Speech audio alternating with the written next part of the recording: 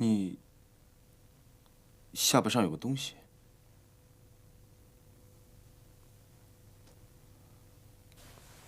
在这儿。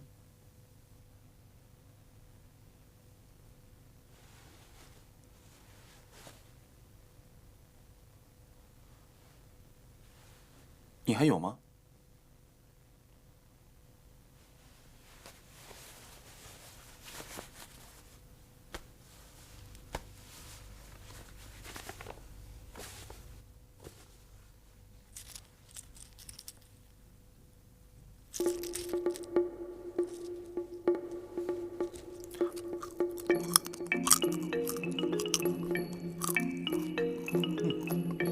比锅里炒的好吃。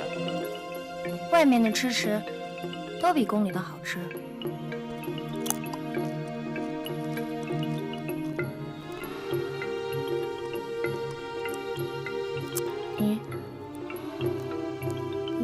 你的脚还疼吗？不疼了。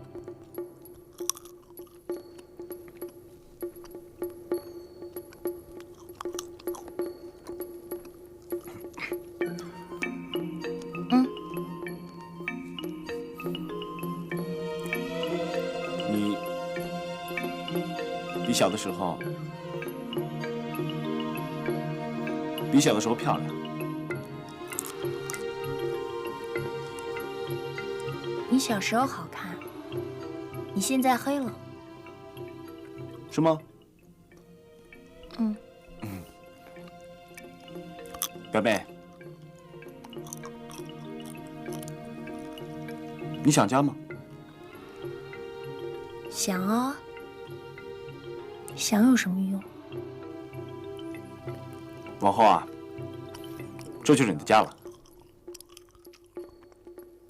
亥时到，事成何几夜？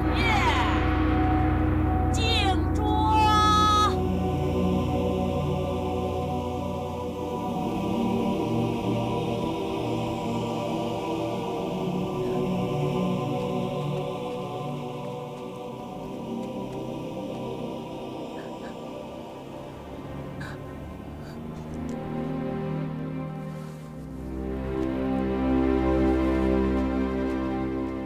主子，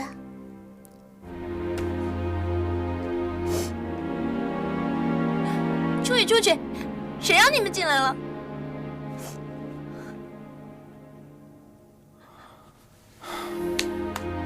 吃吧，站了一天了，我有点饿了。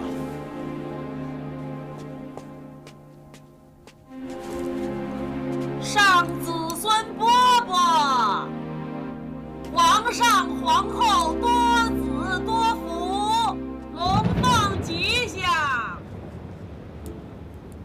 响的有点高，不像是从钟鼓楼那边传过来的呀。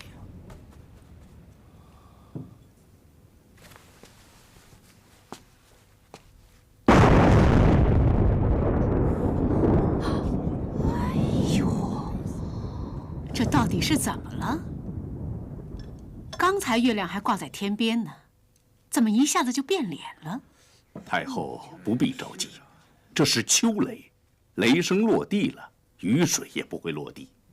哎呦，这老天爷啊，真是会捣乱，早不变脸，晚不变脸，偏偏人家高兴的时候添这份恶心，好像谁得罪他了，哼，真是。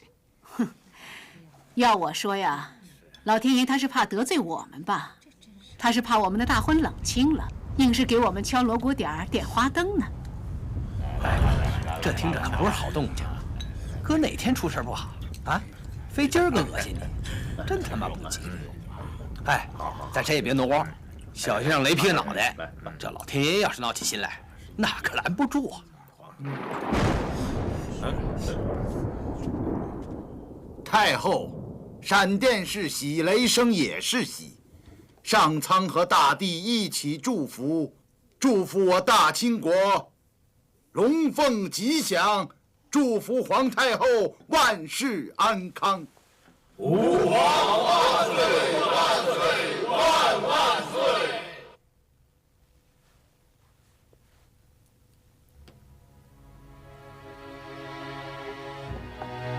行了行了，让老天爷去嚷嚷吧，咱们自己就别嚷嚷了。索大人，臣在。下去告诉喜客们，好好的喝皇上的喜酒，不喝，这辈子恐怕就喝不着了。臣领皇太后懿旨。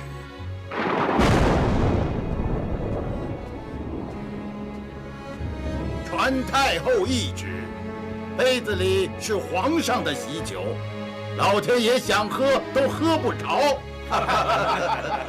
喜客们务必尽兴畅饮，干！皇上厚禄，荣凤吉祥。启禀索尼大人，什么事？有要事禀报。起来说话。天安门遭雷击，大婚宫灯失火。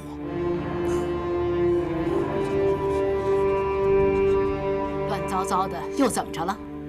禀太后，天安门遭雷击，宫灯失火。斟酒，给我斟酒。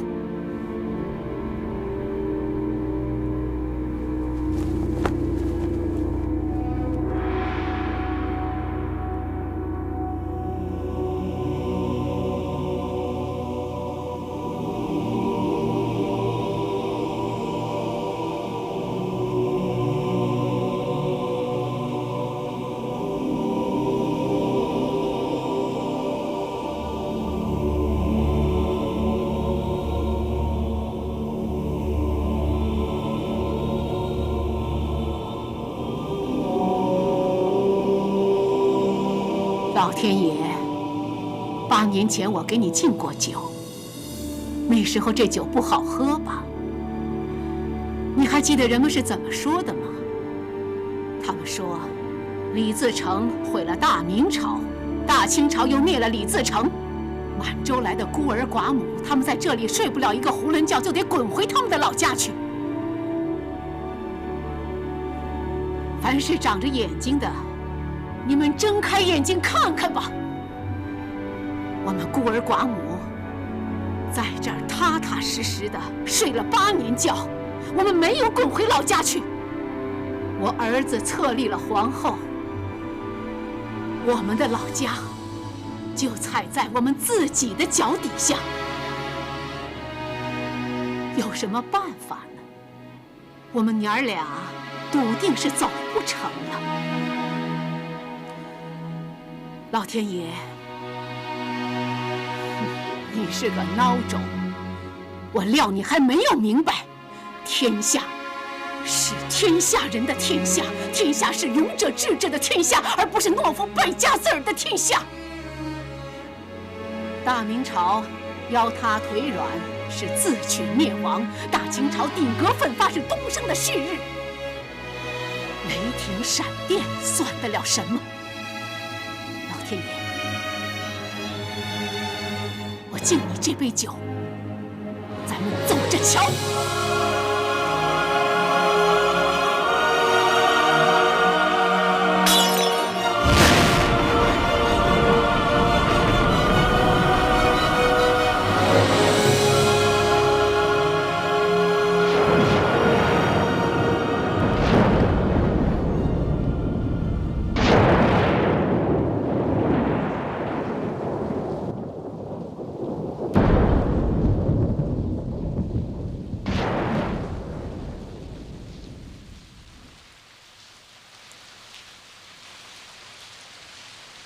表哥，我害怕。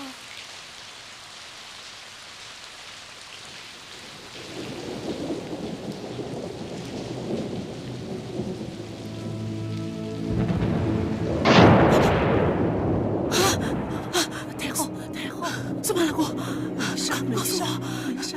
天不是在落雨，没事。是贤弟哭了？不是，他是贤弟。不是贤弟的眼泪，他不是，他在惦记着咱们。不是，你听我说，贤弟呀，是为府里高兴，他是高兴才流泪的啊，没事儿。太后，你去哪儿啊？太后，你去哪儿啊？啊，太后，你，老天爷，府里过不去。他是个好孩子，你就冲着我。老天爷，你没事，你别太为难我的儿子。他是个好孩子，太后。我求求你，我求求你了，老太后。哎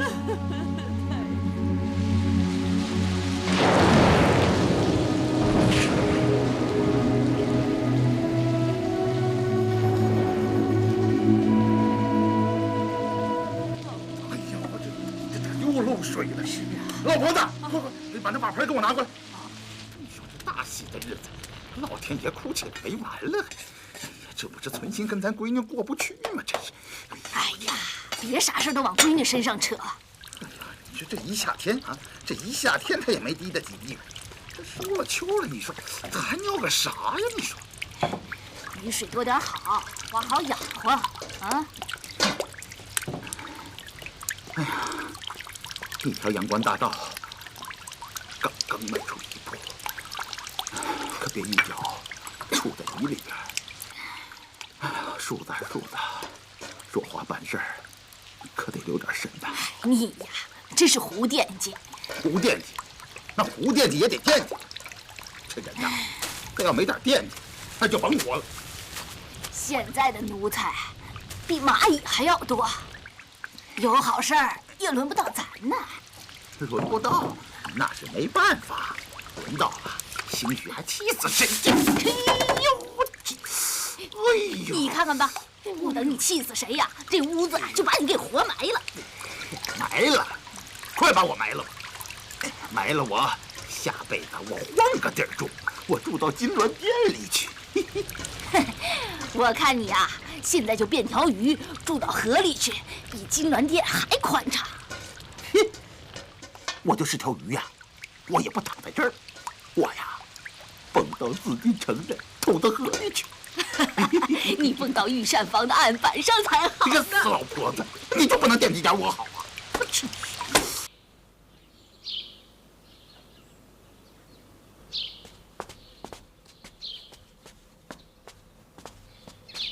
说谎！我知道你在说谎。奴才没有说谎，还敢顶嘴？好啊，你说那件粉缎哪儿去了？哪儿去了？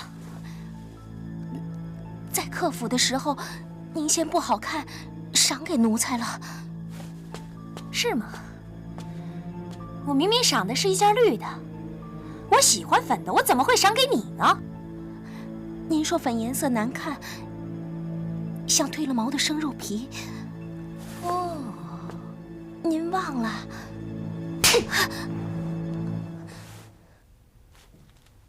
不是赏给你了吗？你拿出来呀！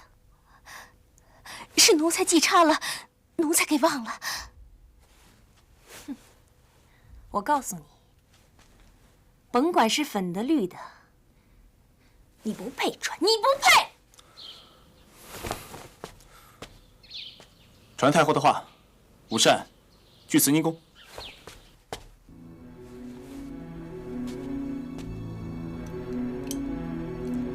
姑妈，家乡的羊肉膻味小多了。是吗？我口重，羊肉吃到我嘴里都是一个味儿，香。福林呐，听索尼大人说，大水已经把崇文门的码头给淹了。我看再过一宿，非得漫了咱们大清门不可了。这阵势倒是以前没有碰到过。啊，秋水退得快，没几个时辰就落下去了。都说这是喜雨，怕姑妈不高兴，人家都捡好听的说呗。姑妈，鸡汤是不是有点咸了？我吃着也觉得有点咸。要不你喝那个汤，那个蛋。怎么，你吃好了？啊，吃好了。要吃好了，你就先下去吧。我们留下来说说话。你要是不想走，坐在一边听听也行，随你。额娘，您早点歇息，儿臣晚上再来给你请安。那你好好做事吧，忙的话就不用再跑来跑去的了。还有明天吗？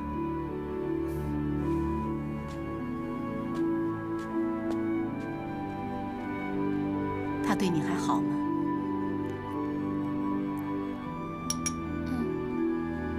往后的日子还长着呢。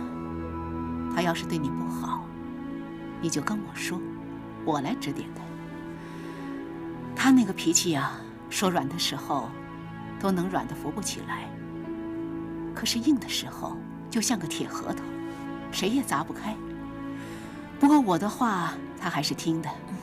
他平时话不多，说几句就不张嘴了。他跟别人也这样吗？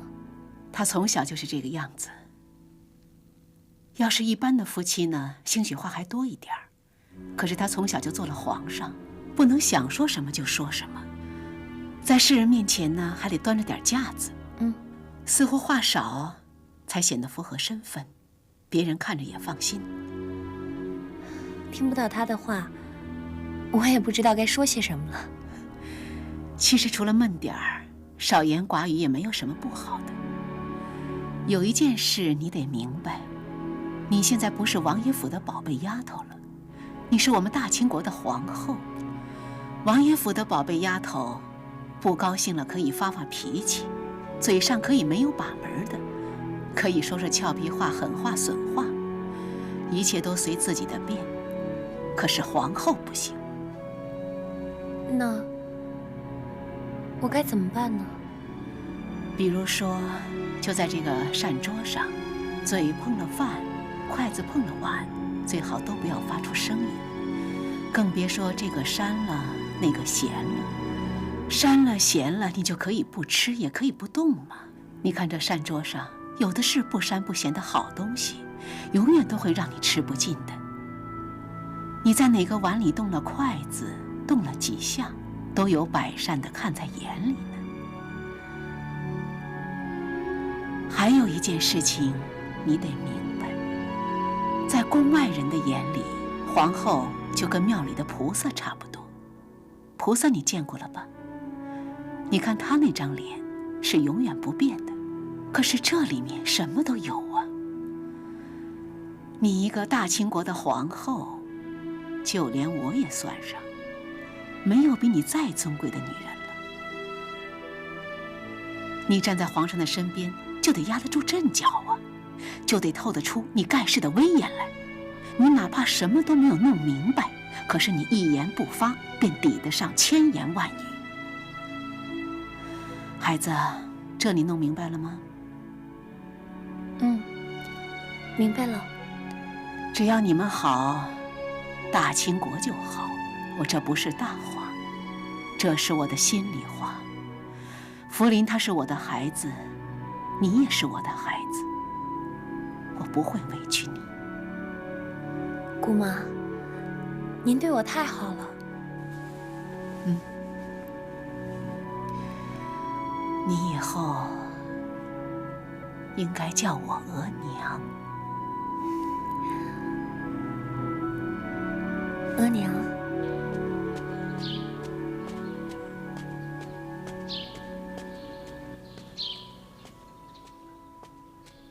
花树子，花树子，来，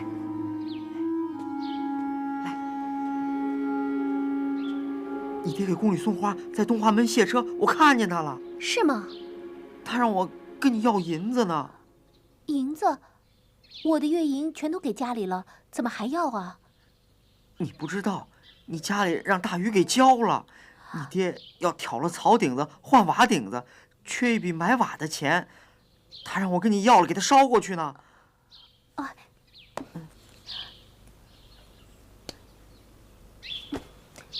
你拿着这个，让我爹换点钱。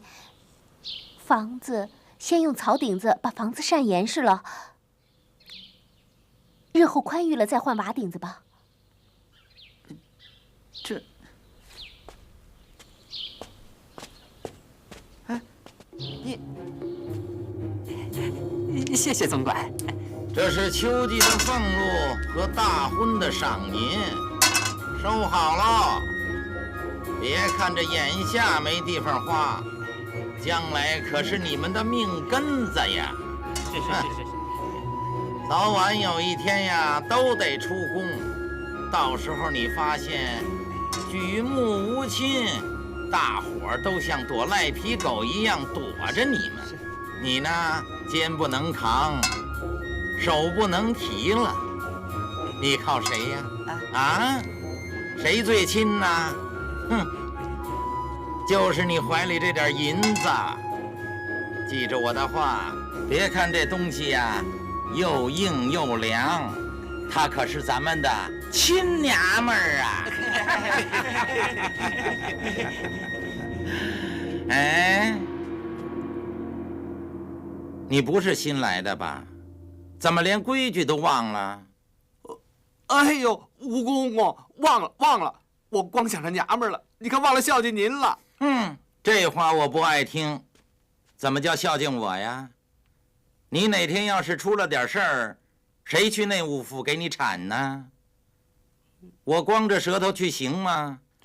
我把舌头咬烂喽，把牙磨平喽，把腚眼子撅上天，也给你擦不干净。是，别觉着自个儿亏了。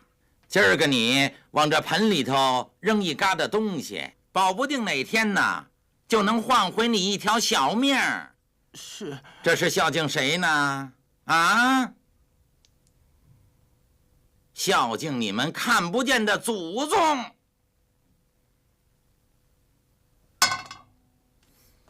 好好烧香吧你。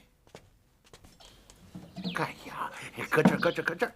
哎呀，干什么呢？搁这儿。我照，动作快点啊，麻利点。哎，我这啊，这是花束子，让我烧给你。这什么？哟，这么多。他进了宫就没舍得花。哎呦，你别数了，快收起来吧。你刚才说什么？没什么，你回去的时候也别空着车了，赶紧绕一趟窑厂把瓦买了吧。哎，我闺女，她跟你还说什么了？啊，还能说什么？以后舔着脸跟皇上要多少给多少，说不定哪天把太和殿要来赏给你。去！哎呀，我闺女嘴里啊，她说不出这么难听的话来。对了，行。这两个你拿着。干什么？让你拿着你就拿着吧你。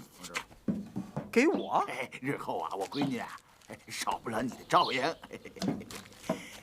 你放心，有我在宫里戳着，你闺女啊吃不了亏。不过你也别忒操心，那闺女身边不是还有皇上呢吗？哎呀，轻点办，你别把那花骨朵给我碰掉了。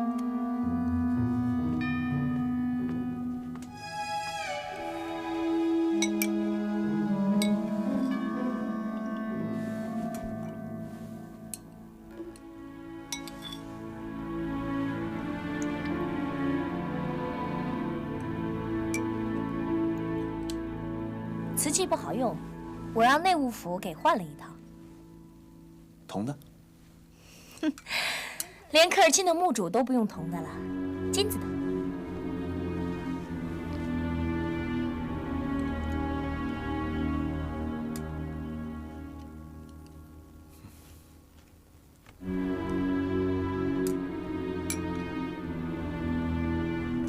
饭菜都变味儿了，我还是喜欢那套青花瓷。用用就惯了，这颜色这质地，就应该是皇上用的。如果这样就是好，那这些雕梁画栋都该抹平了，镶上金箔。哎，把那大红柱子也换成金子的。我是想让你高兴，又不是图自己喜欢。我没有不高兴，就是觉得不该如此破费。整个天下都是皇上的。10几件金器算什么破费？不喜欢便说不喜欢，我把它们换掉好了。何苦？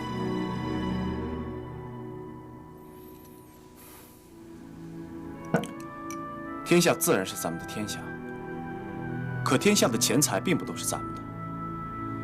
养兵养吏养朝廷，要咱们无数的花费，远不是用多少便能有多少。后宫的岁银也是有数的，你的坤宁宫每月4000两，一套金器得花去多少？如果处处都不知计算的话，那朝廷的库银也不用干别的了。额娘一向叮嘱，要我们节俭度日，绝不是给外人装装样子的。皇上的话，我牢记了。岁银有了亏空，我从娘家补上。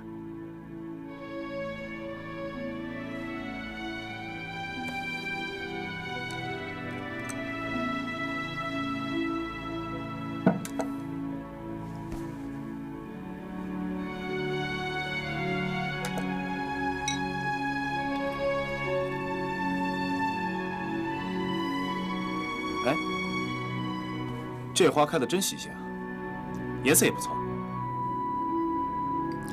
花是不错，就是香味儿让人吃不下饭。把它搬走。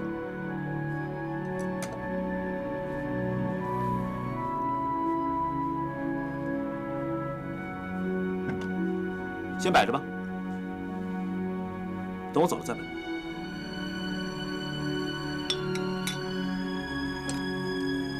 哎，花名叫什么？胡杜鹃，刚从南园运过来的。哎，你怎么知道这么多啊？除了家父，别人侍候不了这种花。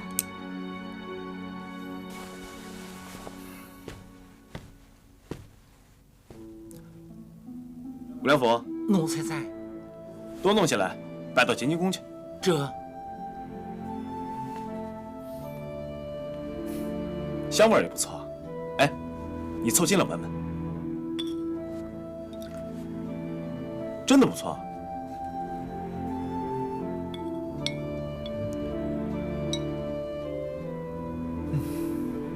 我到前面去了，你慢慢吃吧。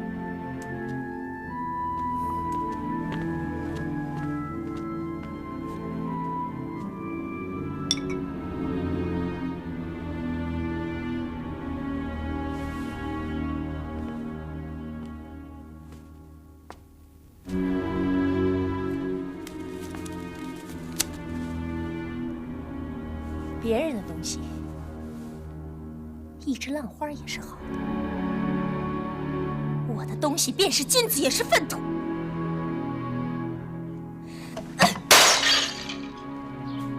什么声音？啊？刚才什么声音？什么声音？没什么声音。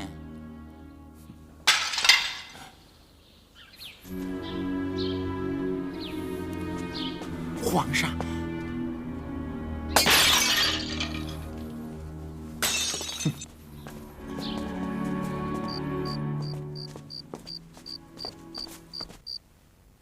皇上，莲子羹得了，您趁热喝吧。皇上，今儿个晚上您在哪儿歇着？哪儿也不去。那要不要把皇后接过来？不用了。这……哎，奴才在。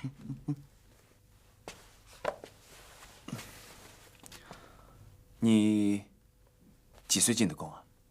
皇上，今儿怎么想起问这个来了？奴才是11岁进的宫。11岁？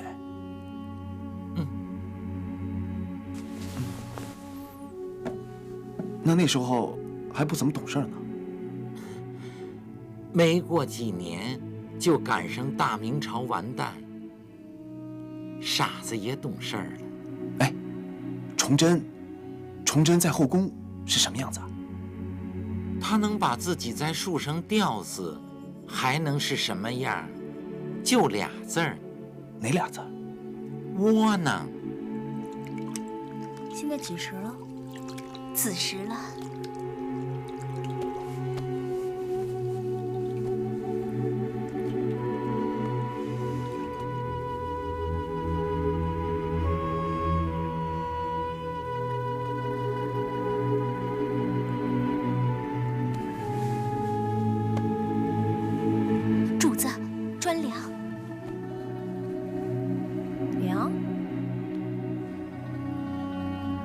酸是热的。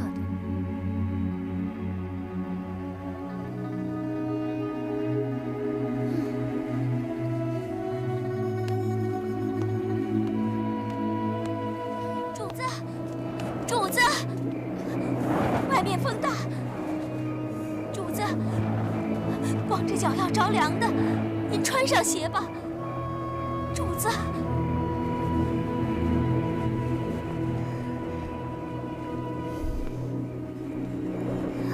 主子，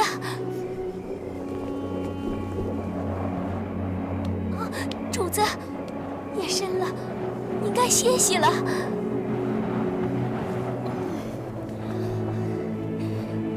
他们刷门窗的大漆一定掺了渗垢碱了，老有一股臭臭的味道。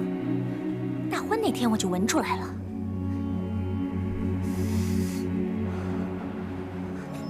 你闻到了吗？主子，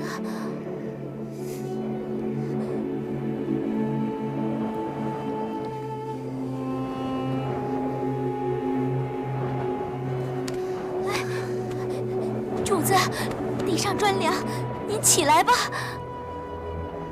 被子里的棉花一定都发了霉了，一铺开就让人咳嗽，表面上却是金边银边的。里面全是见不得人的东西。依奴才看呐，皇上就得是皇上，不能把别的人搁在眼里。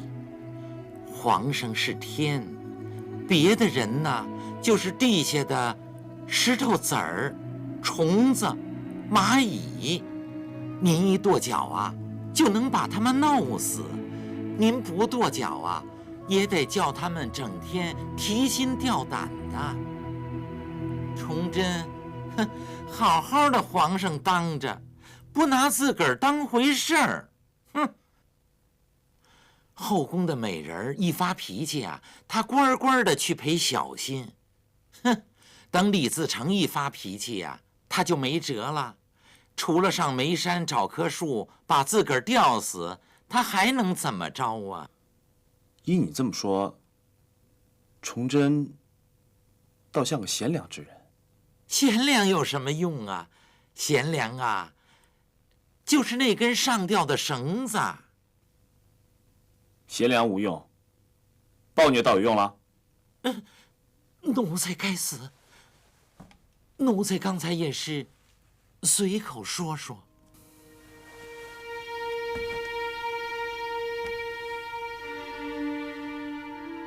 贤良是上吊的绳子，听着也有几分道理。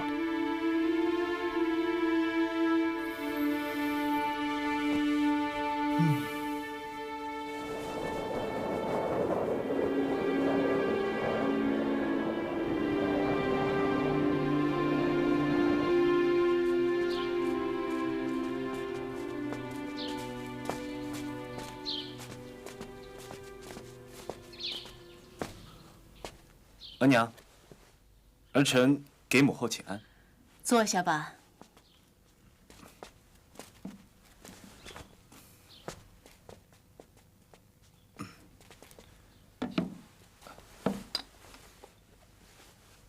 哎，小心，晾晾再喝。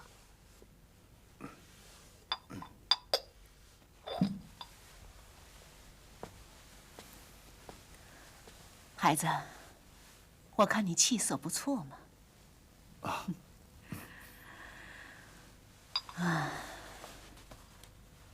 吃得好，睡得也不赖嘛，是吗？都挺好的。坤宁宫那边怎么样了？也挺好的。怎么个好法啊？跟额娘说说看。吃得好，睡得好，都好。住嘴！你几天没过去了？ 2天吧。到底几天？3天。哎，忙不过来，那题本啊堆得跟小山一样。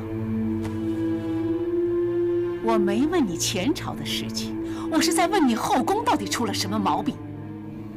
怎么了？告诉额娘，那坤宁宫的洞房里边是有蛇还是有刺猬？吓得你就不敢过去。我没有不敢过去，只不过每天都忙到后半夜的，我不想打搅她，就留在乾清宫自己睡了。可是皇后病了，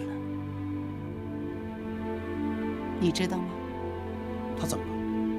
主子，药好了，再搁就凉了，你还是趁热喝了吧。我不吃，你告诉他们，我不配吃他们的药。不吃药怎么能退热呢？只怕我就这样死了，人家才高兴。主子，快别这么说。你要是不吃药，奴才怎么向太后交代呢？她生了病，倒是我的错了。可你冷落了她，这不是你的错，又是谁的错呢？新婚燕尔，你不待在你应该待的地方，不去做你应该做的事情，这究竟是谁的错呢？额娘都跟你说过多少回了，你全都当成耳旁风了。不就是青花瓷换成了金器吗？这多大的一件事情，也值得你怄那么大的气呀？我没有怄气。你这是在跟我怄气，你是找了个茬儿给额娘脸色看。太后，你别替他拦着，让皇上把话听完。你6岁就坐在了龙椅上，那时候你都会些什么呢？你现在是皇帝，将来还是皇帝。一个皇帝究竟会干些什么？你应该问问你自己呀。你想消灭王朝的敌人，有人替你冲锋陷阵；你想否定天下的百姓，就有人替你出谋划策。你要出宫巡游，有人给你牵马缰抬轿子；你要降旨颁诏，就有人替你捉笔行文。凡是只要你想得到的地方，就有人替你操劳。可是只有一件事情，谁也替不了你，就凭这沉甸甸的皇位，你得替自己传宗接代，替爱新觉罗的祖宗传宗接代。孩子，你可是个新郎官儿，你就应该待在你自己应该待的地方。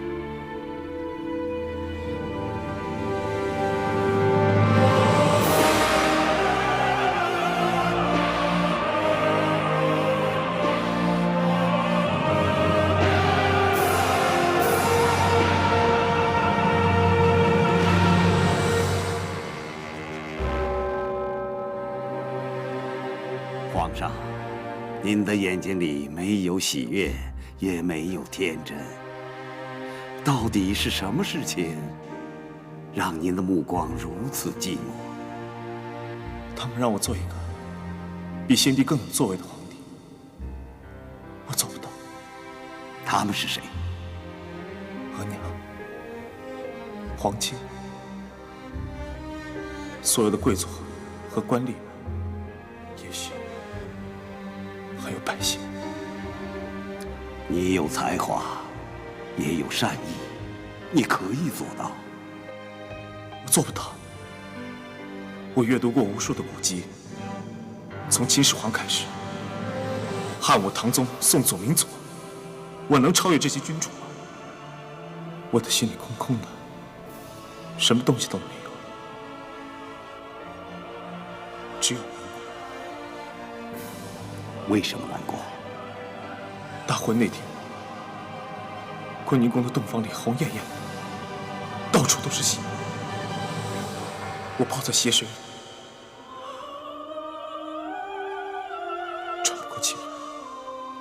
婚床上的女人也不能给你带来喜悦吗？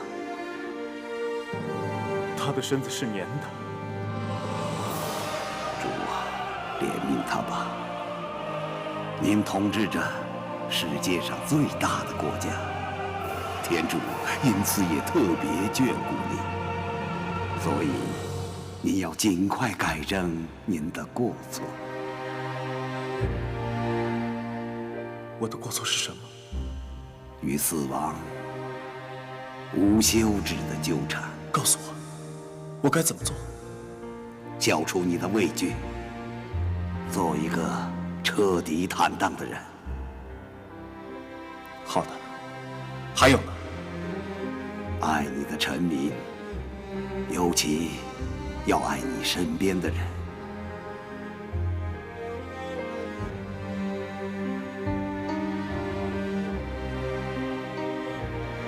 爱我身边的人。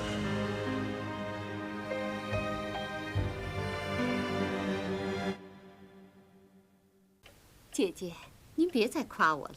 要说气色好啊，这宫里头上上下下的女人，谁比得上您呢？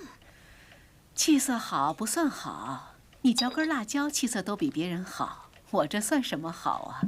那是假好，肤色好才是真好呢。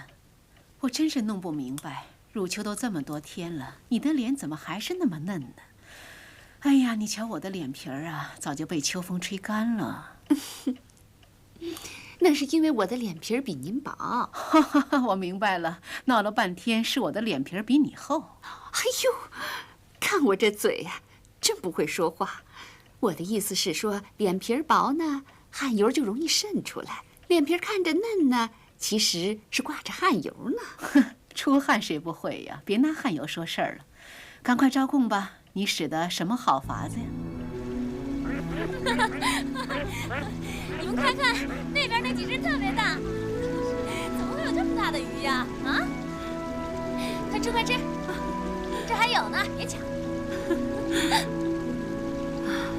再吃点。自打入宫以来，很少看到娘娘这么开心。娘娘今天是真的高兴啊！我呀，没见过这么大的鱼，比猫还大呢。吃食的时候，嘴张得像酒盅一样。哎，你看，那2条特别大。多吃点啊，花树子，快多拿点。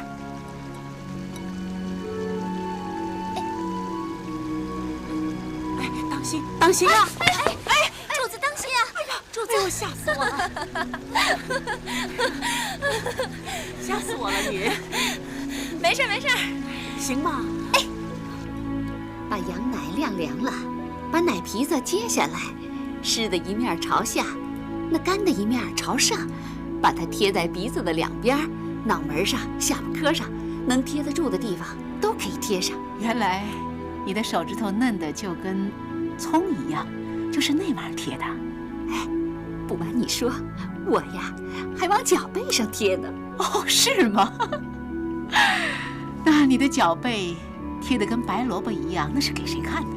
哎呦，好啊，我现在算是明白了。原来我们御膳房的那点羊奶呀，全让你拿去干这个了。我要通知内务府，扣你宫里的银子。哎呦，哦，我还是搞不明白，羊奶的膻味那么大，你就这么贴，受得了吗？一盆清水和1盅米醋，轻轻的一涮，那膻味啊，就变成香味了。你不信啊？不信你自己试试看呢。我是得试试看。其实我不是不信，我是佩服你的心思，不光用的是个地方，而且还那么细。我可想不到。哎呀，姐姐您的心思啊，都用在大事上了，哪像我们呢，这么没出息。哎，你除了贴在脚背上，是不是还？哎呦喂，快羞死我了，真是的。姐姐，我的心思哪细得过您呢？人家想不到的，都让您想到。你害什么臊啊？人家逗你玩呢。哎呀，姐姐，我想跟您说点正经事儿。哎呦，说不正经的事儿，说不正经的事儿好玩开心。好吧，说吧，我听着呢。那天呢，我住在贝勒府，博古尔半夜来敲我的门，我还当什么要紧的事儿呢。儿子红着眼圈跟我说，他当不当郡王没关系，他只想参加议政王大臣会议，早点跟人家学本事。还说什么了？孩子不懂事，想什么是什么。参加议政会，都是些老资格的王爷呀、大臣呢，年岁小的也都已经成人了，不是谁想进就能进得去的。嗨，孩子啊，不懂事儿，认死理儿，跟他说这些没用。他还说什么了？他还说，年岁小怎么了？年岁小，我也是先帝的儿子啊。说得好，博古尔长出息了。他还说什么了？还能说什么呀？都是些傻话。傻话是大人说的，孩子从来不说傻话。傻不傻，得让我听听吗？他说，哥哥也年岁小，还当皇上呢，我为什么就不能做议政啊？跟我一边说啊一边哭。本来不想搭理他，看见孩子掉眼泪，心就软了。姐姐，我把话都替孩子说了，要怪您就怪我吧。这事儿是得怪你，就这么一点话，说的这个费劲儿。孩子张手跟人要东西，没错。福临2岁的时候跟我要天上的月亮，能说他有错吗？能说他傻吗？可是能不能给他，给不给得了他，那可就是另外一回事儿了。您还说博古尔有出息呢，有出息，他就不该掉眼泪。你们都怪我脾气大，可你们谁为我想过？是啊，离了家乡，父母又不在身边，吃的住的也不舒服，难免火气大。吃的住的都还好，就是一出门，四面都是墙，让人受不了。住就习惯了，这儿不比草原，一眼望不到头，房子大天小，飞进只蝴蝶来都看着新鲜。可是你得知道啊，咱们踩着的这块地可是普天下最金贵的地方，墙外面的人做梦都别想进来呢。我知道，你们背后都说我些什么。享了天大的福，还要不高兴，太不知足了。哎呦，这话呀，只有娘娘自己说。娘娘有脾气，那是应该的，可是不要为此伤了自己的身子。娘娘这次着了风寒，好不容易好了，有几件事情得牢记下来。什么事啊？太后吩咐，日后入了夜，不要打赤脚，不要着单衣坐在风口上，最要紧的是，不要乱摔器物。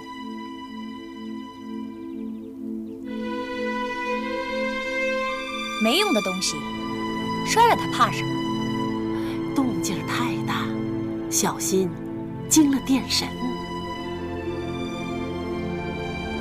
刚才你还说你儿子掉眼泪没出息，怎么现在你自己也掉起眼泪来了？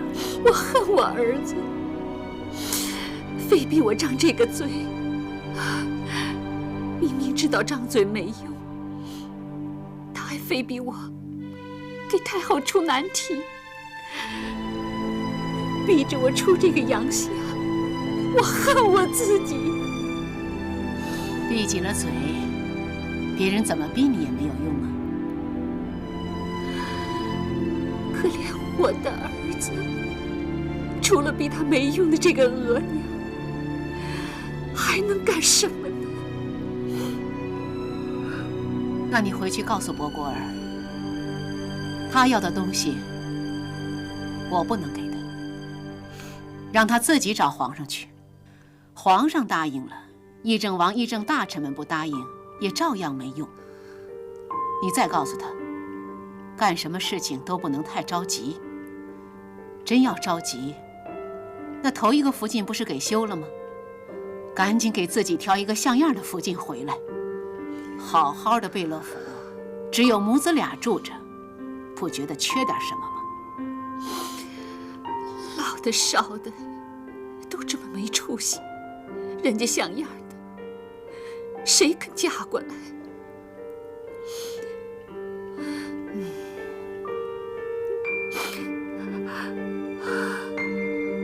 妹妹，这雨点落起来怎么没完没了了？外边乱七八糟的眼睛在看着你呢。我还怕谁看呢？我都快趴下了，我还怕谁看？行了，你使了那么大的劲儿，一直在可怜你自己，我可没有时间陪你坐在这里闲聊。姐姐，你要是这么说，我们母子还指望谁呀？谁也别指望，咱们就指望皇上一个人，足够了。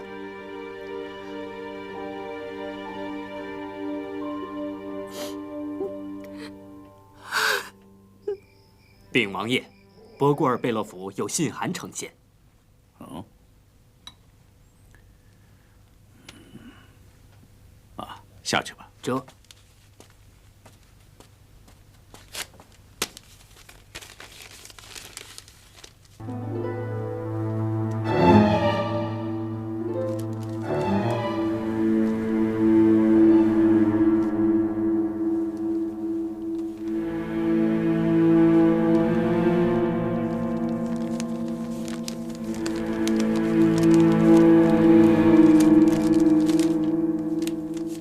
博果尔贝勒虽然年幼，但他身为皇子，血统高贵，志向远大，聪颖过人。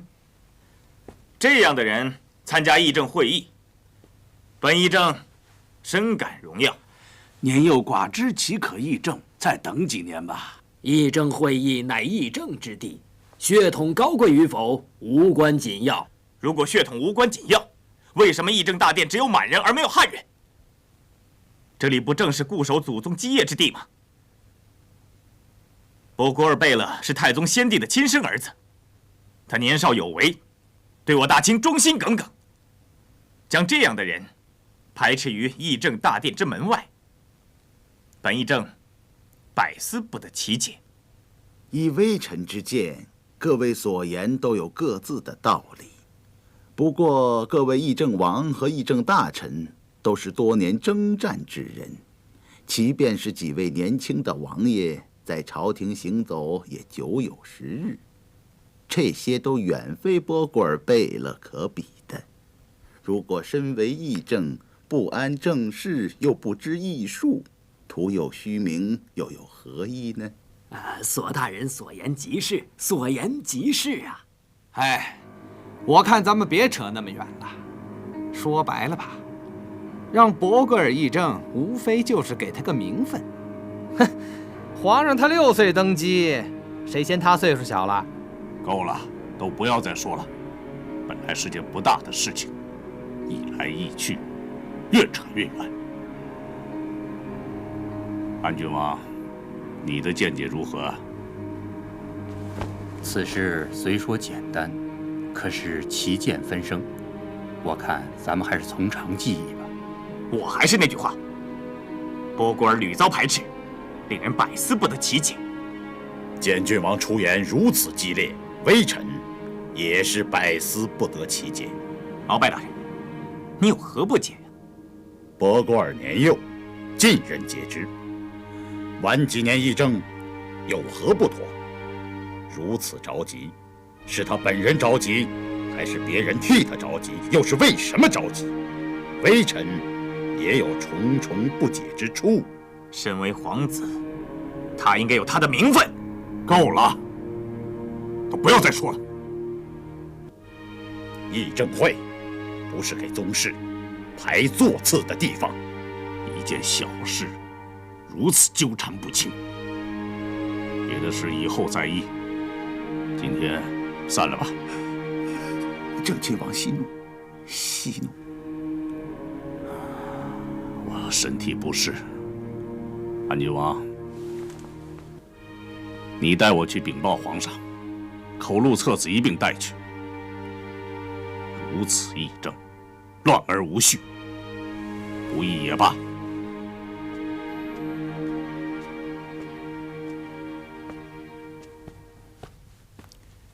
皇上，安郡王在外边候着呢。让他进来吧。这。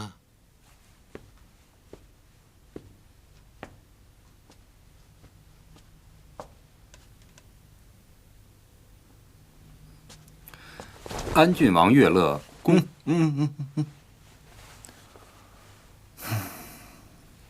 议政会散了。皇上，散了。书王让我转成口录册子。议清了几件事儿。议到博格尔贝勒的时候卡住了。哼，我就知道议不成。他们都怎么说？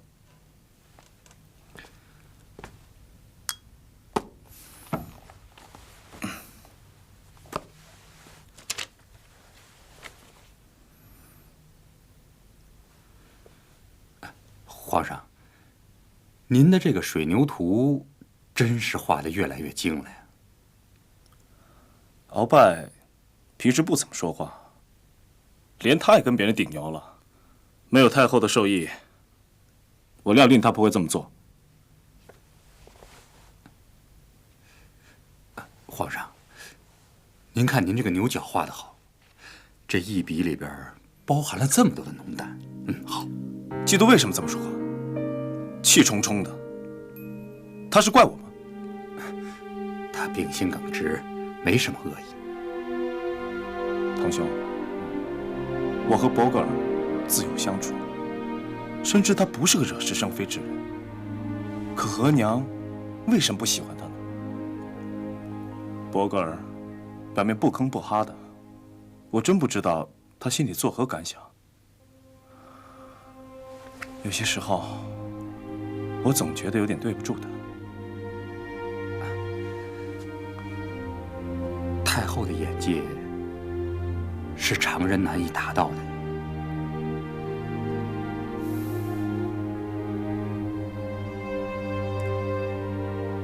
你要是喜欢，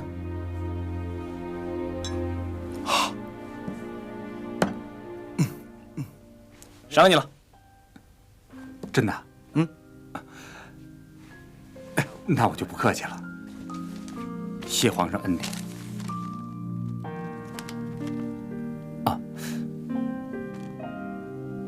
皇上，太后的苦心，我仍需体悟。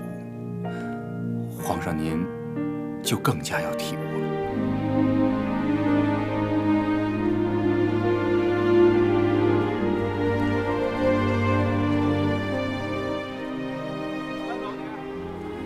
你们先回去吧，不必等我。是老爷。是老爷。哎呦，安郡王来了，里边请。哎，这里要留出点空来，用墨过甚就挤了。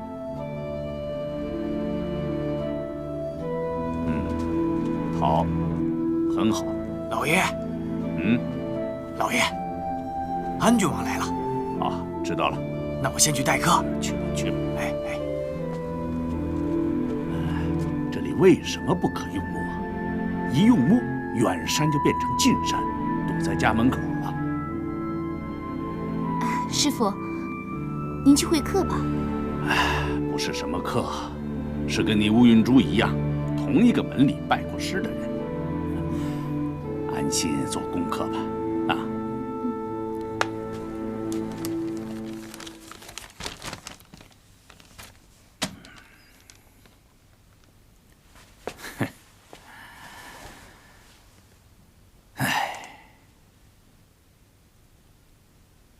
满纸都是浮躁之气呀！恕我直言，你近来毫无进展呐。我知道我写的不强，可是师傅交代的任务，我又不能不做。3日无墨，必枯而死。师傅不是总拿这句话来吓唬我吗？这可不是吓唬你。你再怎么心不在焉的泼墨，那笔可真要死了。安郡王也算是经世之人呐，心里堵了什么事儿，不应该挂在脸上。心之所至，身不由己啊。小姐，你不是一直想见皇上吗？他们说安郡王长得像皇上，走啊，看看去。他有什么好看的？哎，什么人啊？鄂硕将军的千金和侍女。是董鄂氏的鄂硕吗？是，就是他。从前的杭州将军，现在的护军副都统。他刚把女儿从杭州接来，是一个少见的伶俐女子啊，才商过人。乌云珠，乌云珠，出来拜见安郡王。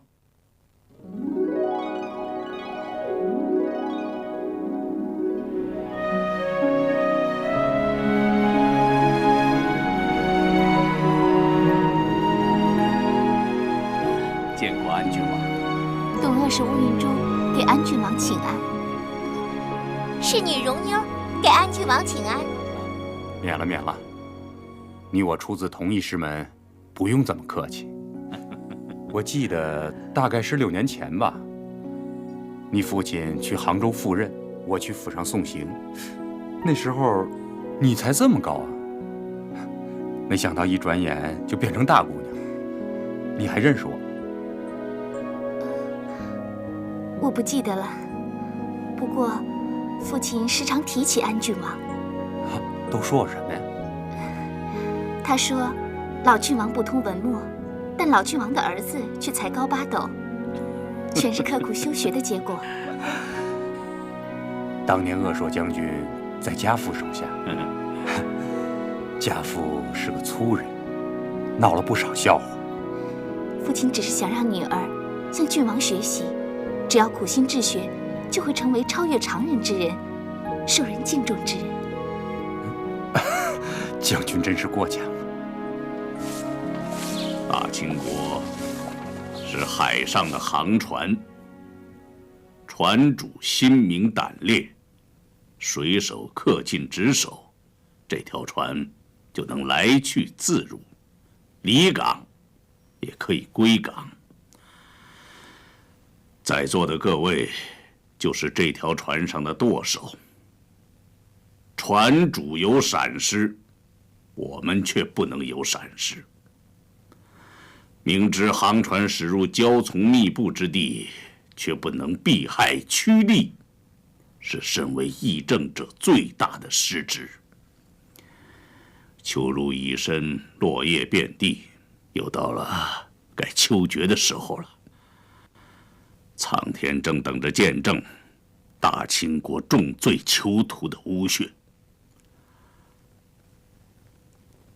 当今皇上年幼，未经征战，不知道头颅何以落地。往日秋决议政会议也曾数度恳请皇上御驾光临，均被皇上以年幼为由履行推脱。皇上贵为天子，不知杀伐与血泊为何物，不知生死系于一线为何情何景。终归是国朝之憾呐。诸位，以为如何啊？郑亲王的意思是想请皇上观斩吗？索大人，你的意思呢？皇上久居内宫，突见血腥之象，怕对心身不利吧？血腥之象对圣上的心身不利，那内宫的脂粉之气，对圣上的身心就有利了吗？这得有人告诉皇上。这看杀人可是个乐子，杀什么东西都不如看杀人过瘾。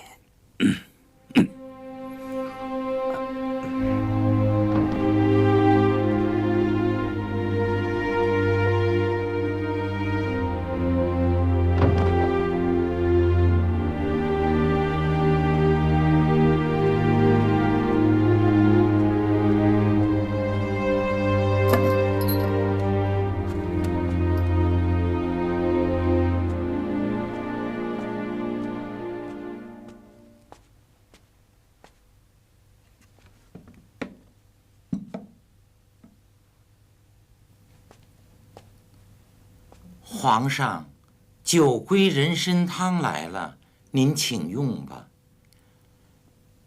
皇上，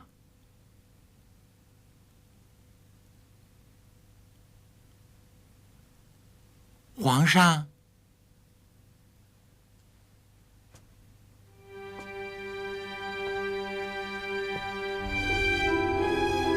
皇上，嘿。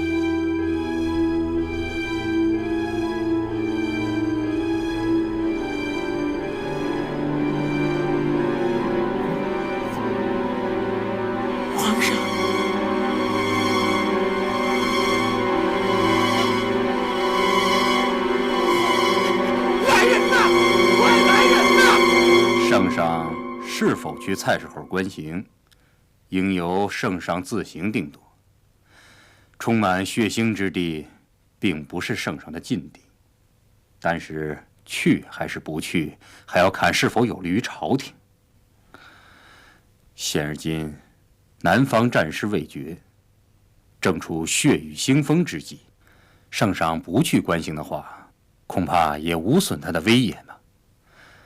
况且，我满洲立国以来，并不完全在杀伐，皇上厉行仁政，多在扶民之举。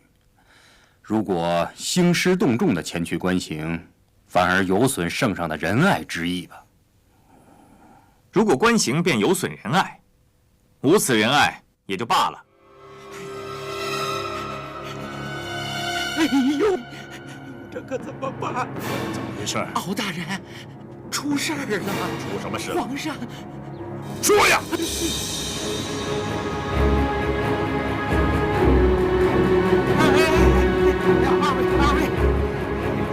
二位，不要急，不要急，让叔王走前面，让叔王走前面。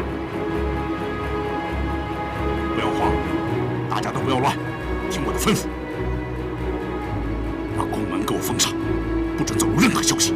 这，你们跟我进宫查看，你们在此等候，不得擅入。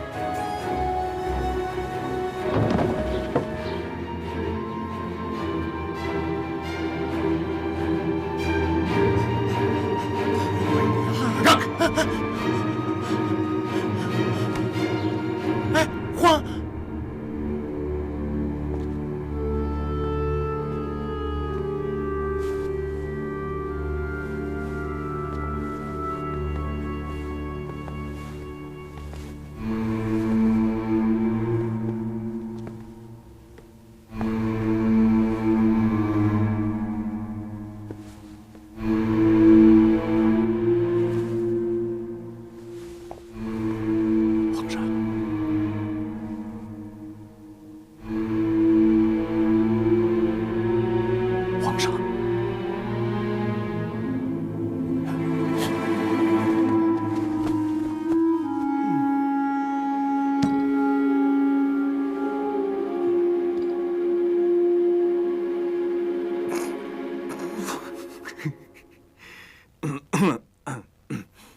叔王，这么早，议政会就散了。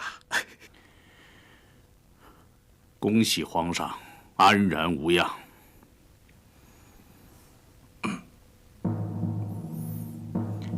3日后秋决，刑部34名大逆重犯赴菜市口就斩。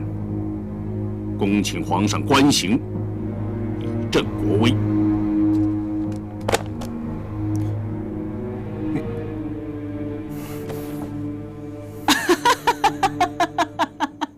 叔王再怎么着，他还是个孩子，不必跟他怄气呀。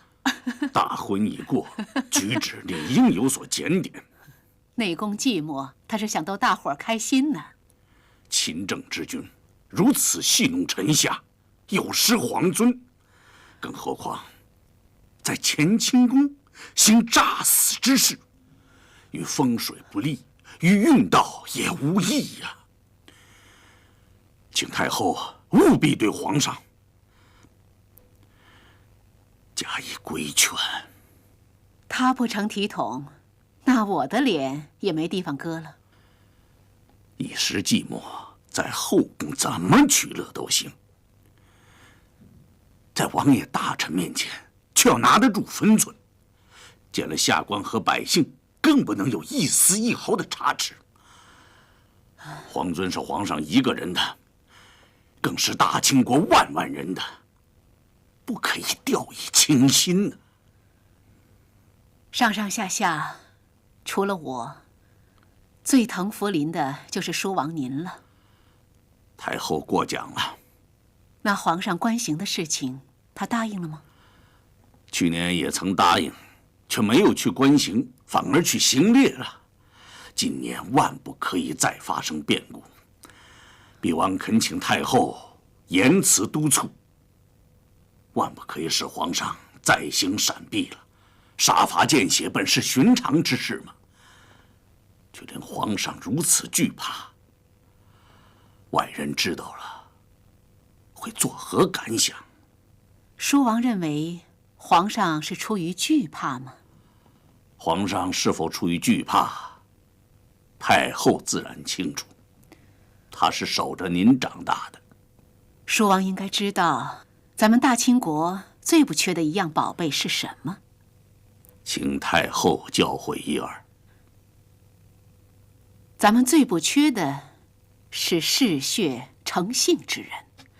没有这些宝贝，江山到不了咱们手里。如果只靠这些宝贝就能江山永固的话，那感情也好。可惜呀，叔王，血流不尽，江山易手。我们今天怎么把它夺过来的，明天就怎么丢了出去。叔王，别人可以不提，单单有个秦始皇栽在那儿，就足够了。皇上秉性慈善，仁爱过人，这大家都知道。可仁爱过度，在书生无害，在百姓也无害，在人君就未必是无害的了。叔王，您跟我是一个意思。皇上身上可以指摘的地方，就是仁爱过度，而不是惧怕。如果仁爱是其所长，所长又碍事，成了绊脚的绳子，可以想个办法，把绳子给剪短了。请皇上务必去关刑。好，他要是不去，我陪他去，我们大伙儿都陪他去。叔王啊，博过尔的事情最后又怎么着了？博过尔年幼，现在议政过于勉强，议政会不准备接纳他。那有人不乐意了吧？议政会万般杂事，议到哪一项，总会有人不乐意，这不足为怪。可是要有人不乐意，叔王得替皇上去开导他们。皇上不是不让他弟弟议政，是想过些年再让他议政，免得别人说闲话。满洲的功臣和巴图鲁数不尽，都想来做议政，闷着头的往这个圈子里挤，挤得进来吗？就是都挤进来了，七嘴八舌的还议得成事儿吗？这些道理，书王得去告诉那些不乐意的人。这请太后放心，道理嘛，是明摆着的，大家都知道是怎么回事儿。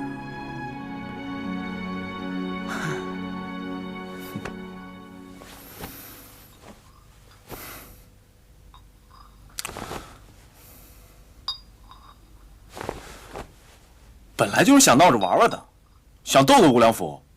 别人可以逗着玩，皇上，您不能。我就是想看看，万一我要是死了，别人会怎么做？哎，差点就弄假成真了。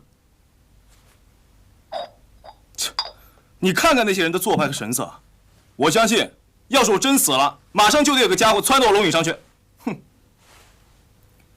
皇上，这话您不能随便说。哼，查代的话我听见了。他说什么？不要让太后知道，一切听书王的。切，这话是他说的吧？他说这话什么意思啊？你也听见了，你说说，他们想干什么？哎，先别告诉太后啊，一切听书王的，听书王的。住嘴！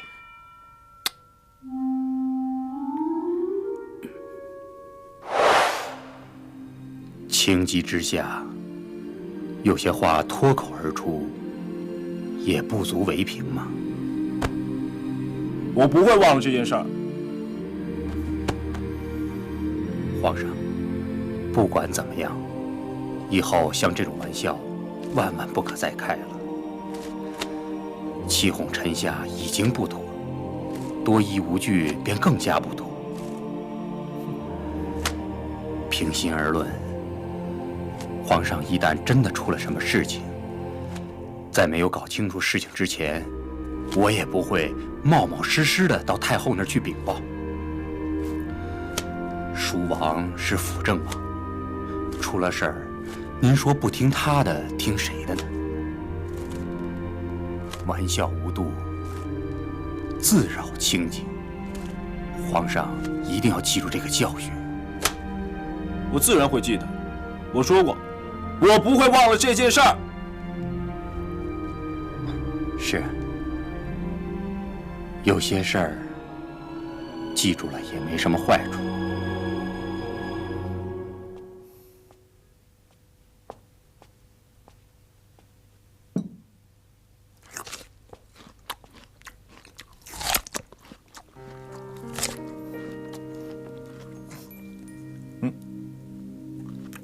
吴良辅，奴才在。有什么说吧。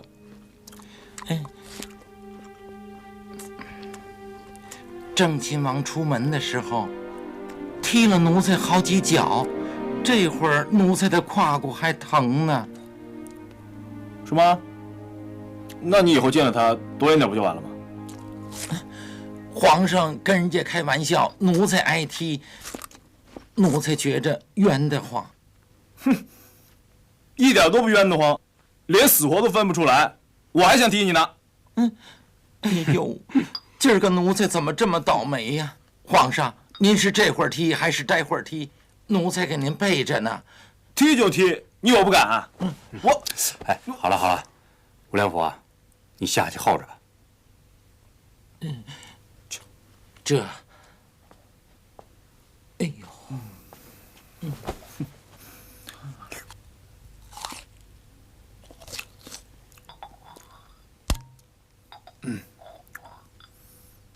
堂兄，伯格尔的事儿，书王一直耿耿于怀，你知道是为什么？议政会上没有顺他的意思，可能他感觉伤了他的面子吧。这件事儿是额娘做主，书王不应该不知道。为什么要装出一副恼怒的样子，给那么多人看？还把对额娘的气撒在我身上？是，就算他是辅政王，是我叔叔，可我是皇上啊。当着那么多人的面，摔摔打打，是想逞他长辈的威风，还是故意跟我过不去啊？您诈死在先，叔王摔案在后，人家也没有什么不妥的嘛。不对，他是借题发挥，他呀是冲着额娘来的。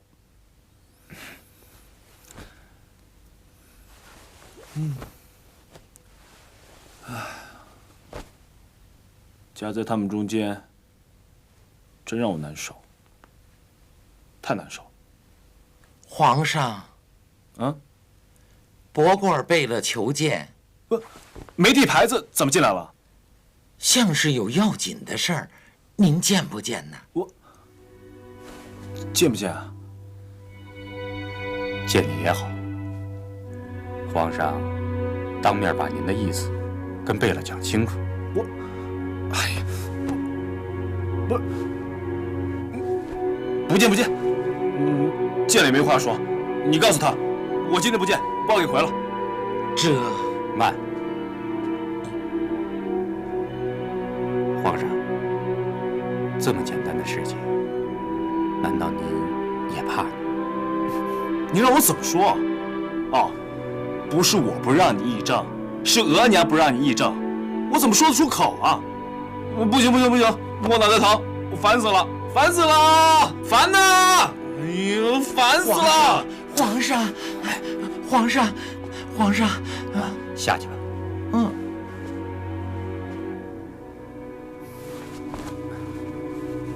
皇上，皇上，夹在他们中间，我真的很难受。我知道，皇上，天高地阔，您自会有办法处置的。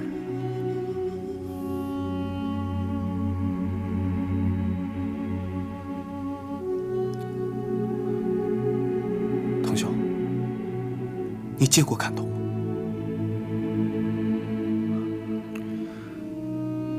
我见过。当年在战场的时候，我自己也砍过人。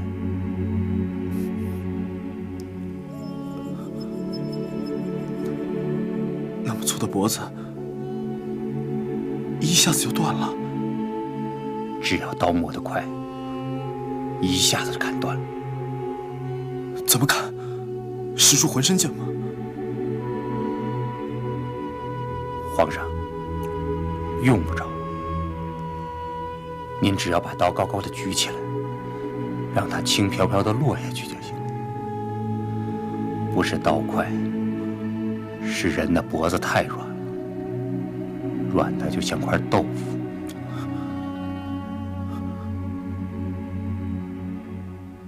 西风烈，残阳歇，生与死又相别。来去之间，重重叠叠。云中梦中不见天界，苍茫人生古来阴晴圆缺，爱过恨过离心依然不绝，笑声般泪水奔流年年月月，此生悲喜难决。但愿风雨路上独行也，你如花我如叶，如泣如诉，我是飘零也，此去永相别。来生相逢处泪难歇，但愿风雨路上独行也，你如花我如叶，如泣如诉，我是飘零也，此去永相别。来生相逢处你我泪难歇。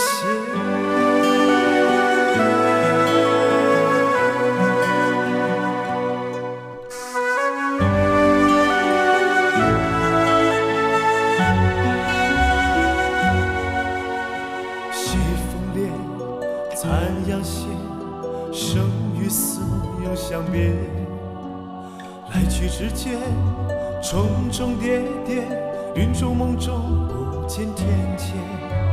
苍茫人生古来阴晴圆缺，爱过恨过离心依然不绝。笑声般泪水奔流年年月月，此生悲喜难决。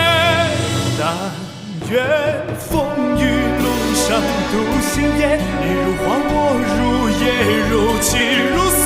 我是飘零叶，此去又相别，来生相逢烛泪难歇。但愿风雨路上独行也，你如花我如叶，如泣如诉。